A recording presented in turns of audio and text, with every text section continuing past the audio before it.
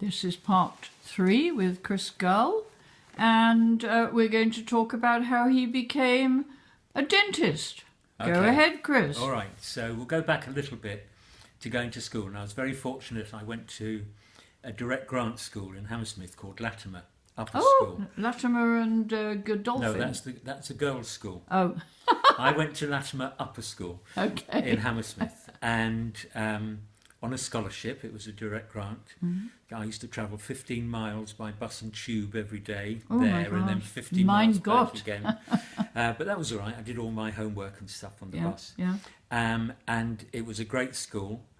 And we did lots of drama, learned lots about theatre, and which became your passion. Which I became more involved in, and I did a lot of we did lots of plays and what have you there, and reviews. So I got involved with that and thought at one time that I'd be an actor, and then decided that it wasn't secure enough. So I thought then I'd become a doctor. So although all my O levels and my best results were in art subjects, I did chemistry, biology and physics to go and do medicine.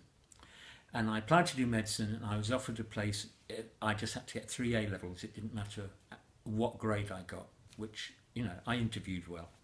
So I thought, and then I did fine in the mocks, and I thought, well, that's all going to be fine. So I was, at that point, my mate Mel Smith, who went on to become a well-known comedian and film director and producer, and I used to write stuff together, and we also had a semi-professional theatre company. Mm-hmm. So we decided we would earn ourselves some money and put on a production of Oh What a Lovely War.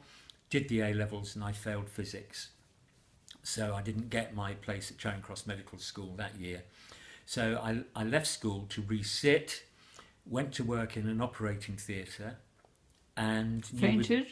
No. But I knew within 6 weeks I didn't want to be a doctor. Oh, so just as well. So then it became, well, what should I do? And I had a chat with the headmaster, and he suggested dentistry, because, and a lot of people go into dentistry doing this thinking they can swap courses later on. And he thought if I did want to go on and do medicine, I could do that. But it appealed to me because it meant I was interested in business, and it's much easier to do that and run dentistry as a business than medicine. I also looked after people, but there was also the creative side. Yeah. And one of the reasons I got the offer was because I could prove my manual dexterity, because I've always been a knitter. My mum taught me to knit, and I knit. That's very unusual. And so that helped to get me into dental school. And I went to Sheffield University, and Mel came up, having been to Oxford and dropping out there. He came up to be an associate director at the Crucible. So I spent half my life at the dental hospital and half my life at the Crucible.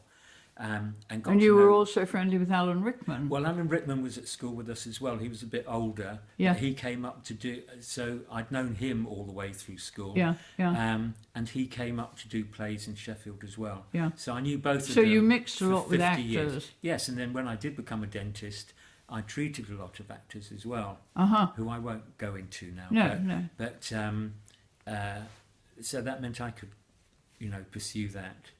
And did you become a dental surgeon, or? No, well, everyone who qualifies is a dental surgeon as such. You can doubly qualify and do medicine and dentistry, and a lot of people who do facial reconstruction and so on. But I was much more interested in doing family dentistry, prevention, kids, and so on.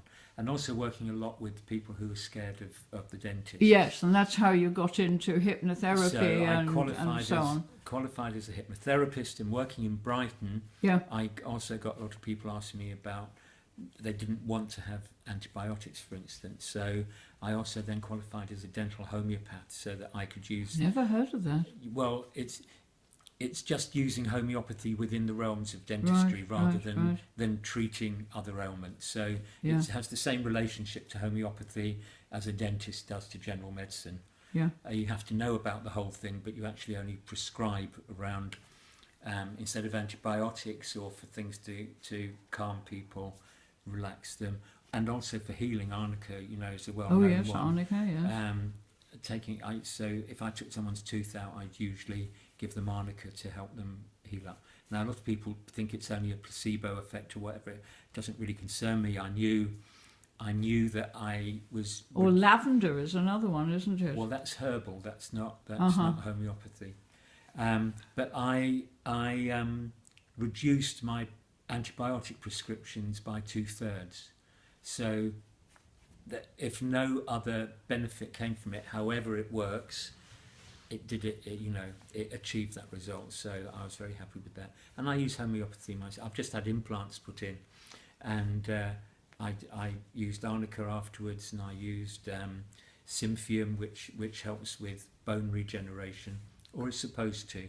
And the dentists would the stitches usually stay in for a week, and I have them out after 3 days. So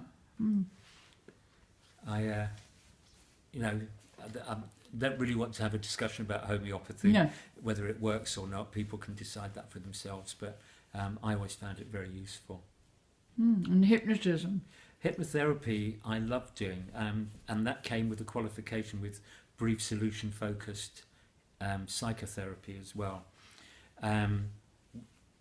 And interestingly enough, a lot of techniques that you kind of just grow up with as you're doing dentistry turn out to be how hypnotherapy works as well. So about anchoring, about establishing a rapport with the patient. And how about NLP? Did you get involved in that? I didn't, because this was kind of all in the days before NLP really took over. But what I did, once I retired from dentistry, that kind of coaching, if you like. I don't use therapy because it's. I then qualified as a life coach. Yes. And you studied in America? No. I did it here with a coaching academy, which is. Yes, I've heard of that. That's very well known. And that's. It's kind of just about common sense, really, and about it's not setting goals. It's about setting goals. It's not therapy.